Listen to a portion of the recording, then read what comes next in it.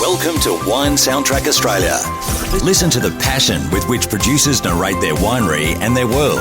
In 30 ounces, discover their stories, personalities and passions.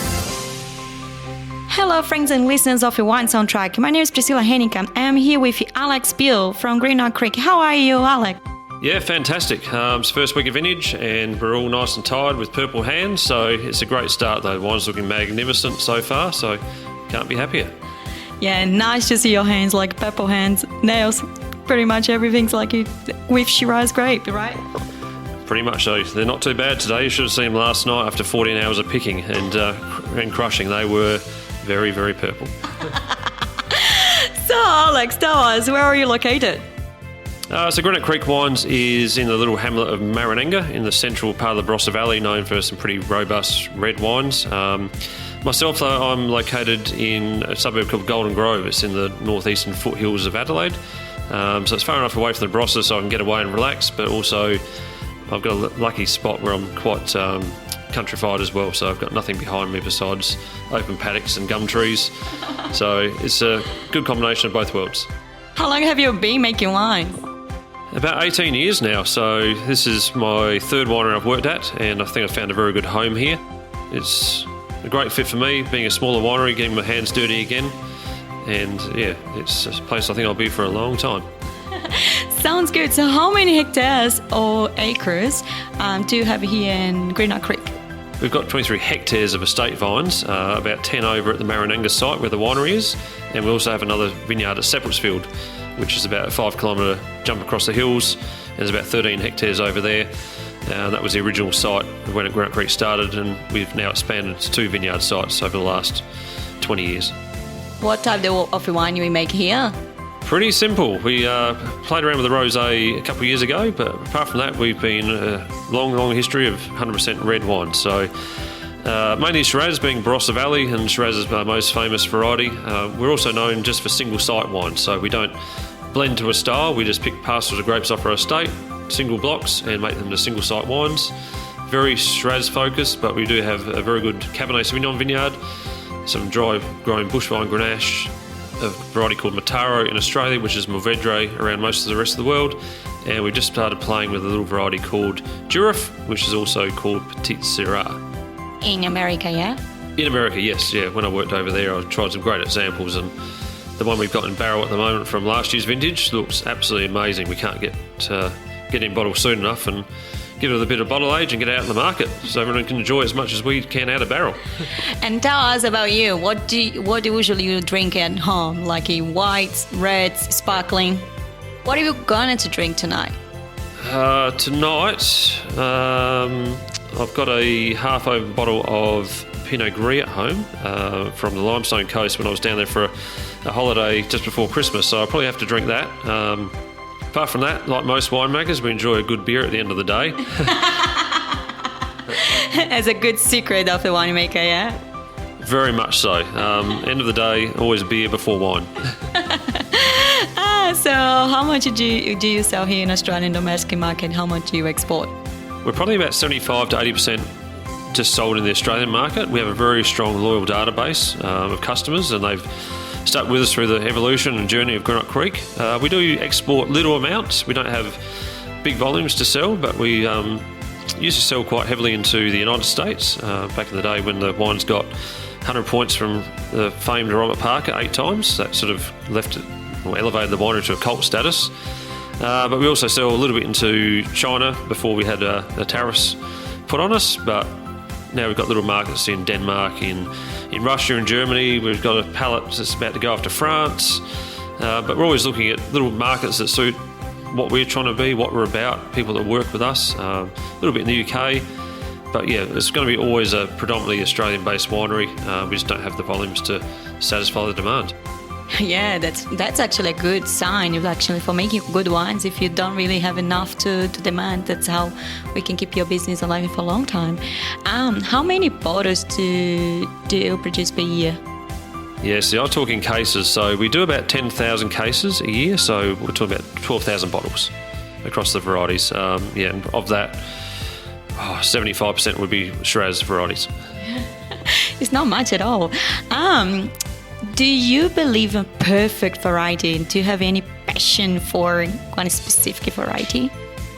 Yes. I've had a long time passion for Cabernet Franc. It was a variety that my first winery I worked at, we had a Cabernet Franc little patch behind the winery that for many years we tried to make better wines from. And then one vintage, it was 2010, we crushed the grapes, and I was hosting a tour in the winery, and someone said, "What's that violet aroma?" And it was the just crushed Cabernet Franc. And just from the start, that was a magical wine. It was so floral, so silky, so much structure and length to the wine. Got bottled as a small batch limited release wine and sold out without any advertising. It just, people came to the cellar door and were buying 6-packs of it. And for that time, I've just always tried to find little vineyards of Cabernet Franc that can suit the style. It's a tough variety. You can't make the best wine every year. It goes in cycles. I did another one in 2016 when I was working at a winery called Chateau Aldara.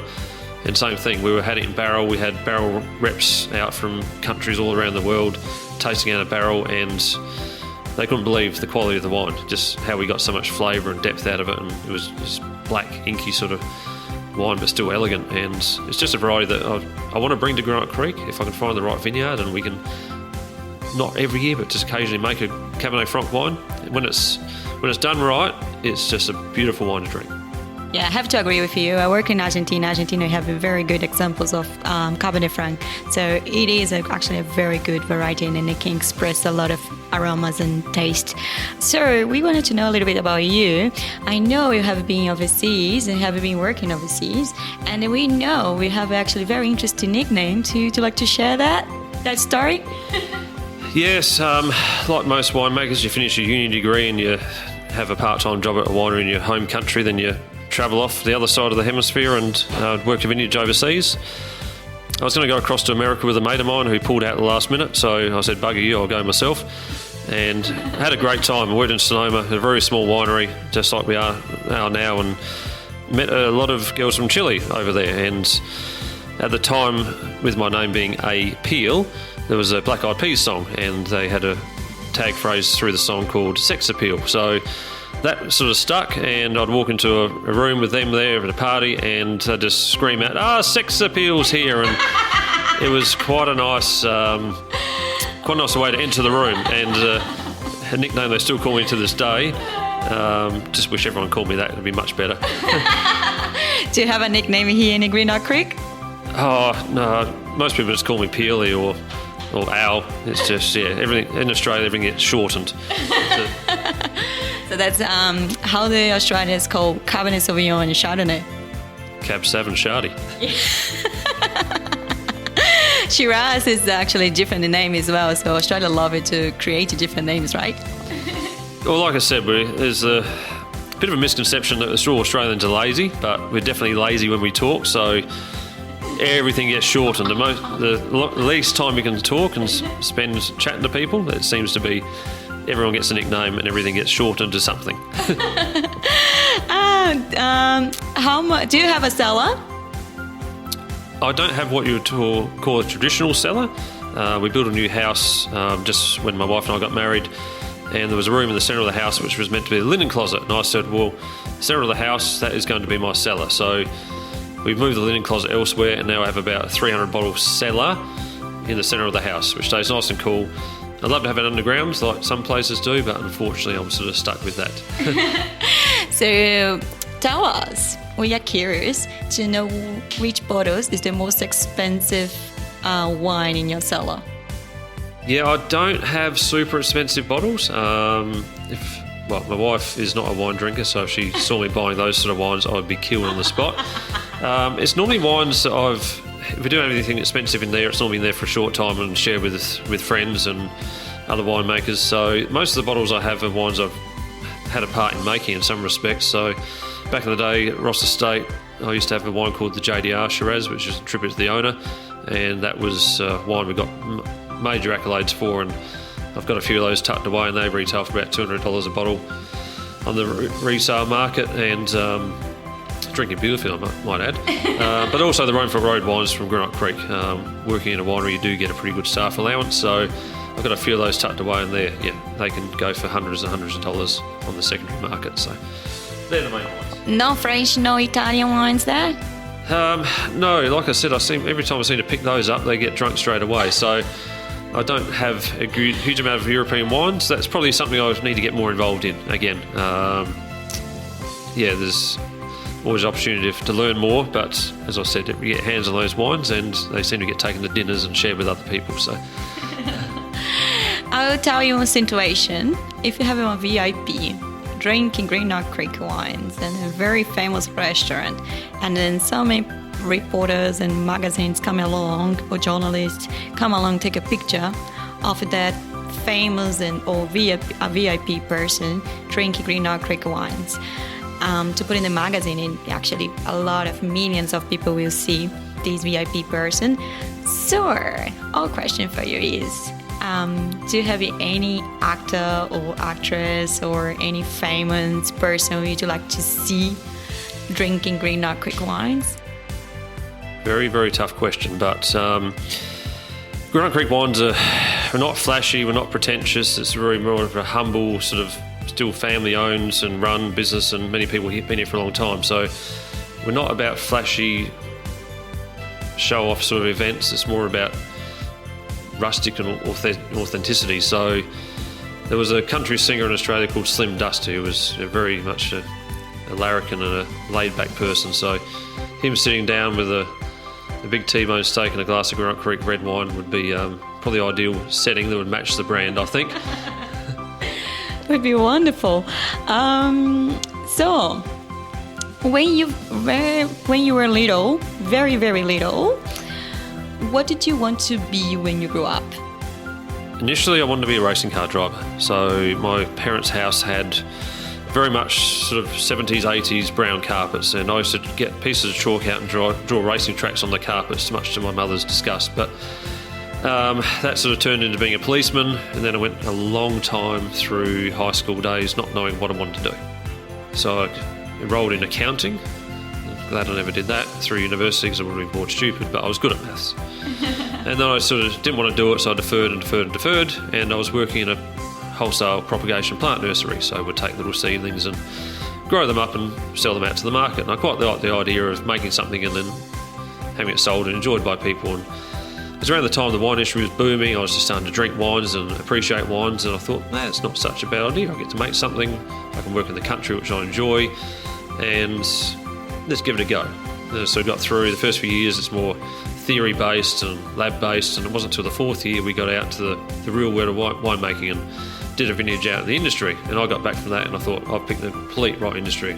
This is fantastic. It's tiring, it's busy, but you make something people enjoy, and at the end of the day, it's a very rewarding experience. And right from that time, I think I chose the right field. I've been doing it ever since, and not too bad at it, I don't think. Do you still remember the first time you actually have a glass of wine?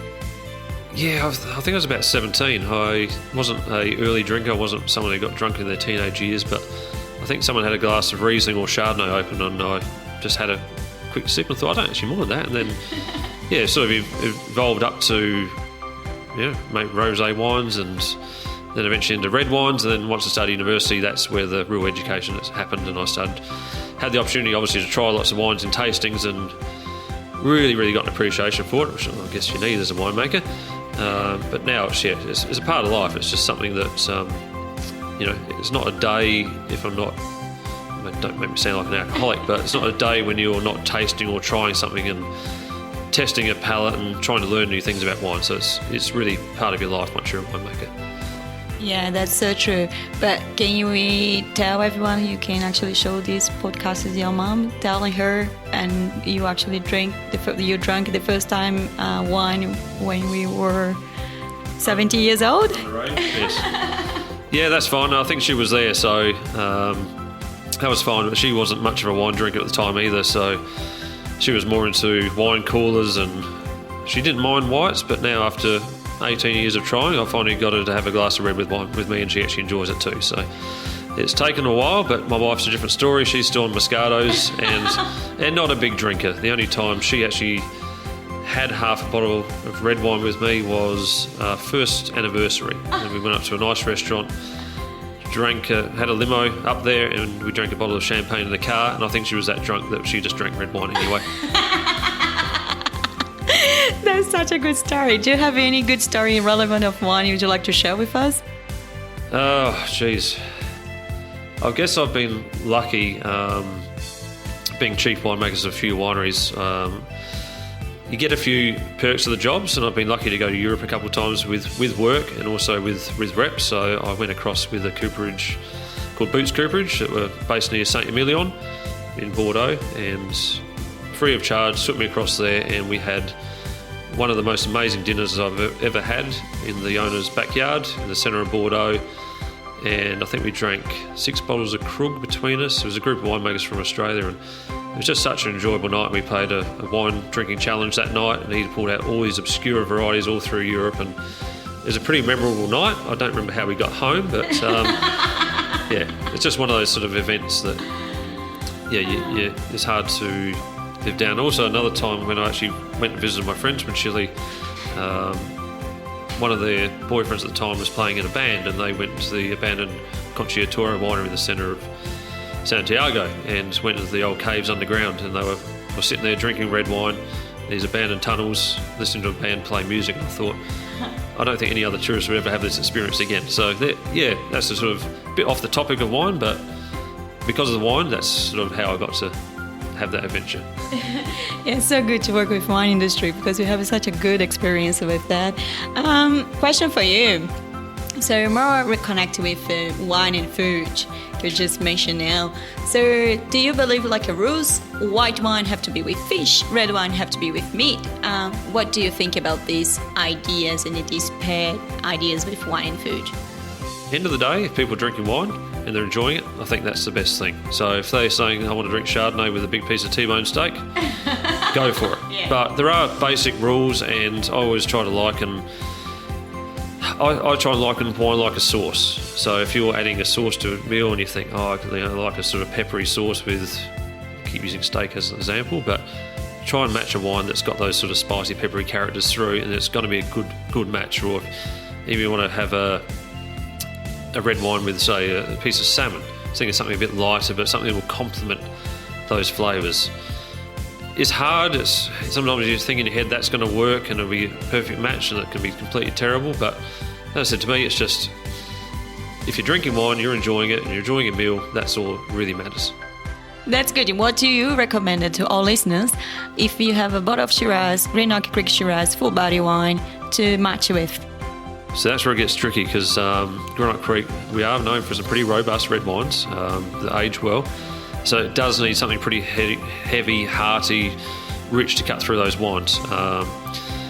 In saying that, something like Rainford Road Shiraz and even the other Shiraz, they've got quite a bit of spice and pepper through the wines. So if something with spice and chili through the wines, it can actually complement those, through the food, can actually complement those wines quite well. So again, it's just a bit of an experiment. Just like going to a restaurant and everyone orders a different meal. Someone might think that's a perfect match, matching that wine with a certain dish. Someone else might think different. So just try your own and see what you like best. Good. So, question. How many glasses or bottles do they actually needed to get you drunk? Tell us. Oh, God, that's hard. For your wife, you probably just need half a bottle, right? Oh, she can sit in a glass of Moscato most of the night and be tipsy. Depends. As I mentioned, we were sort of harvesting a lot last night, so one beer, and I was like, "Oh, that what sort of percent alcohol was that?" That's hit me pretty hard. Other times, having a strong connection with China, with previous jobs, and going across and hosting dinners and doing gambais, you can generally drink quite a bit. You know, a bottle of red wine in one sitting, I'd be quite happy. But I've been known to drink quite a bit more. There was a dinner we did in China, and I remember I was there with the CEO, and he was separated into a different room. I could see the distributors were trying to get him drunk, so I quickly drank my table into submission and requested some Qingdao beers, and they came warm. Knocked off a couple of those, and then went and tried to help him out and take some gambais for the team. And fair to say, we were we were pretty tipsy, but most of the rest of the delegation there were a write-off. So, unfortunate thing about winemaking, you get to drink quite a bit, and we can normally handle a fair amount too. How did you get home in that night? I think we put Translate into the car, and he mumbled something to the driver, and we managed to get back to the hotel. You did not learn any Chinese words? Oh, nothing that...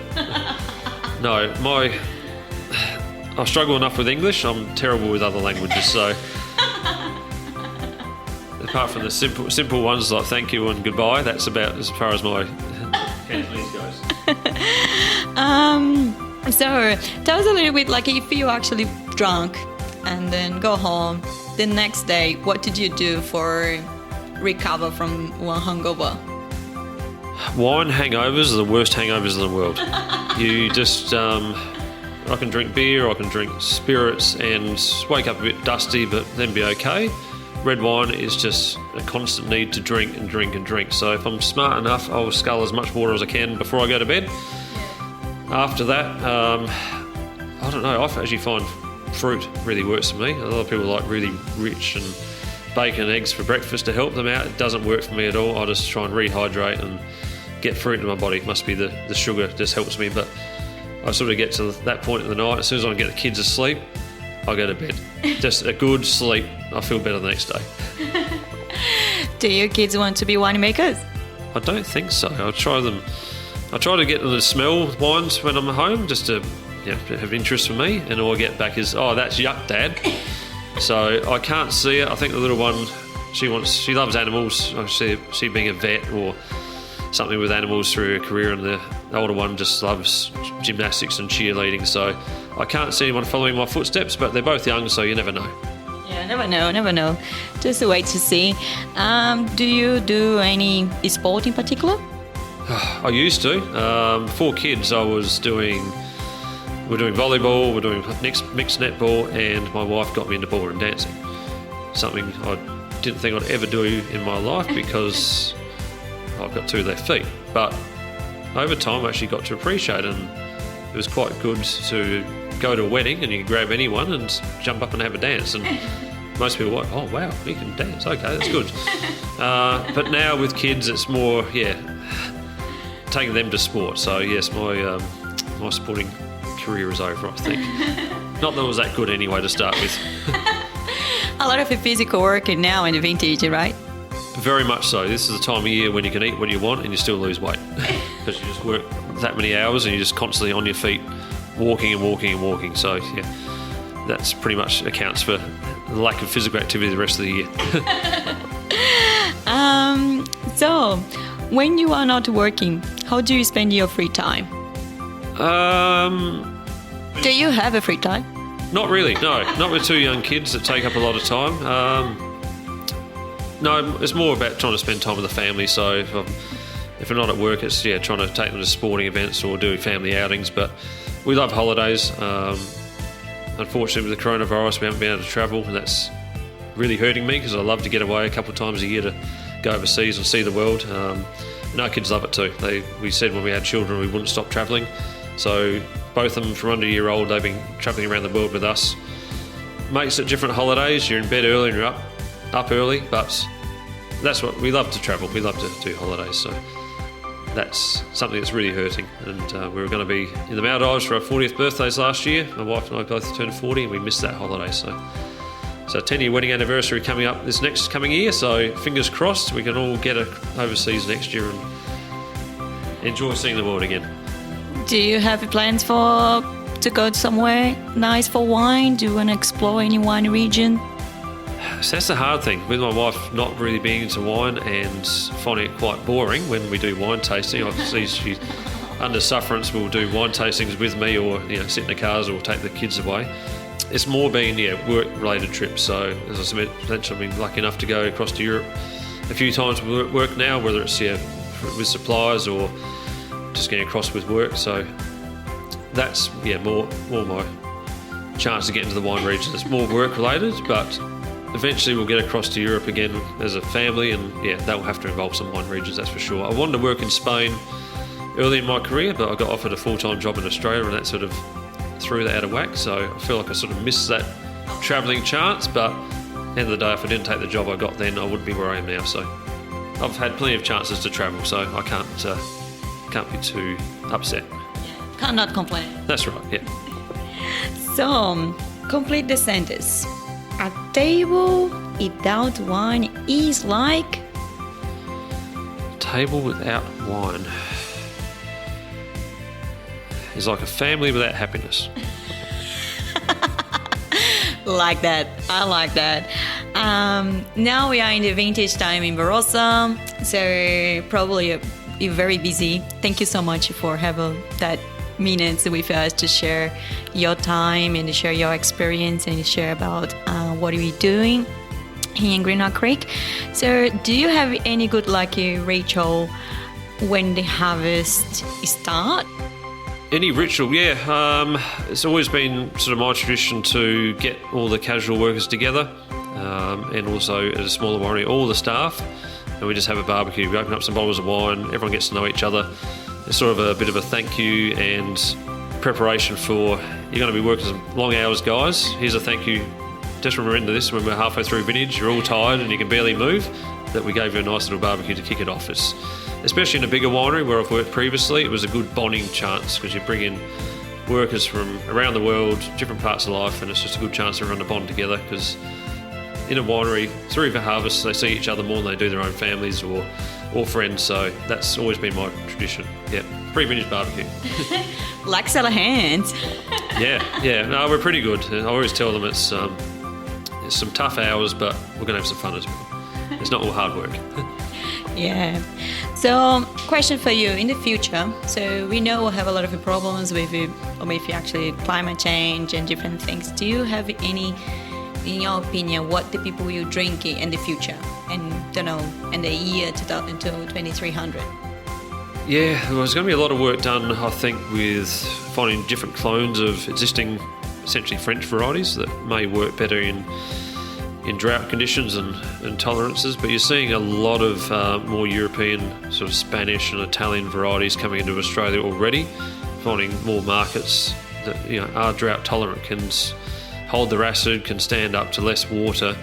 And I think that's the way, unfortunately, that's the way it's going to go. You have years, even the Barossa now, where it's so hot, you have condensed vintages, just the logistical challenge of trying to get all the fruit in when it's all ripe at the same time, regardless of what variety it is.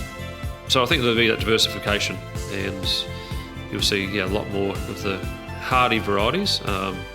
Even Grenache, like Grenache in Australia has had a long history, especially with fortified wines, and that's really becoming in vogue. There's been a lot of push from the industry to get that sort of variety out there, get recognition for it again. So there will be a changing of the guard, but then there's always people that love the big Barossa Shirazes.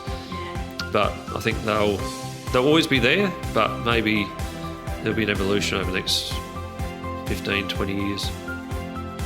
All right, so we actually, the sort of wines that we drink, it will be pretty much in the future, it will be pretty much red wines, right?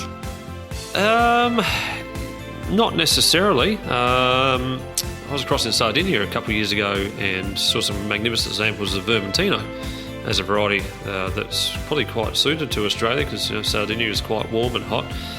It's a variety that finds natural acid, retains its natural acid quite well. So again, there's examples of that I've already seen planted in the Riverland, which is a quite heavily irrigated bulk production areas of Australia, and a few planes through the Barossa. So people evolve, people trial and experiment, and I think Australia's known for a sort of beer drinking culture, but I've seen that change since I've started, and wine is more and more accepted, and people are willing to change and try things as the new generations are coming through. So I think those sort of varieties will become more in vogue as well. Good. So I would like to play a game with you, Alex. Are you ready? Let's go for it. Why not? I love playing games. Our families are also into, apart from holidays, we love playing games too, so let's go. Right. I will be telling you this song, and then you need to tell me which grape goes well with that song. Okay, I thought you were going to get me to sing, and I thought that will turn off every listener in 5 seconds, so that's a better option. So, if we have like a celebrate song. Like, for example, the Celebration by Co and Gang. Do you know that song? Which one was that, sorry? Celebration. Like, celebrate good time. Come on! Yeah, okay. Now, so that's what I wanted you to sing. That's why I said that. Yes, now I know the song. Yes. Which grape do you believe, or which type of wine as well? Oh, it's got to be a sparkling variety. I mean, there's got to be some sort of champagne. Billy Cut salmon would go down quite nicely, I reckon. That's good. And if you have something like the Beatles, come together right now over me. So I'm very bad singer, sorry. Way better than I am. It's come together. That sounds like a blend. So I love GSM as a blend. So it's Grenache, Shiraz and Mataro. So that's what I go for. Very Grenache-dominated GSM blend from the Barossa. Actually, I love it. That actually the what you match it with the song was perfect. If you have like something more fun, like for example, it's rainy man, ooh, hallelujah, it's rainy man. Oh, rosé for sure. Love it. Let's put it some Latin. Or brosé, as they're calling it in many wineries these days. Brosé. Love it. If you have some Latin songs like Despacito, quiero respirar tu cuello despacito.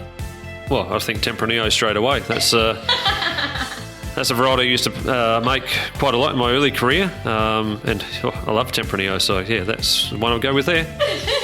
Love it. If you have something like Amy Winehouse, like then the Rehab. Oh, that's a bit more alternative. So maybe a Georgian Saparavi. That's good. Like it. Last one. That's a little bit more serious. People are strange when you're a stranger. Oh, that sounds like a slow song, just something to mellow over. So yes, definitely a glass of Greenock Creek Shiraz, I think. That would go down really well. Just something to mellow, relaxing by a fireplace, chilling out for the night. Perfect. Love it. So, thank you very much. Before anything, did you like your interview? Oh, it's fantastic. Yeah, just to break up the day in vintage time. Bit of fun. Did you give you as a vote from 1 to 10? Oh, it's 11. Love it. And were you honest? Yes, of course I was. So thank you very much, Alex, for being with us. Would you like to remind us how to reach your cellar door and your website, please? The cellar door is open 7 days a week, so just pop into the little hamlet of Marananga. We're on the main street, the Seppeltsfield Road. You can't miss us. We've got a B&B complex attached to us as well, so always a good chance to stay by the cellar door, have a glass or two and wander back and visit the other wineries around us. And the website is www.greenockcreekwines.com.au, and yes, you can easily get all our wines direct to your door, and in most cases, being a small winery, I'll even be packing the freight and sending it out myself. Love that. Thank you so much, Alex. No problems. So I better get back and do some work in the winery. We've got lots of ferment, so Vintage 21 is looking fantastic, so better get over there and keep the guys working. Thank you. Thanks for listening to a new episode of Wine Soundtrack Australia. For details and updates, visit our website, winesoundtrack.com.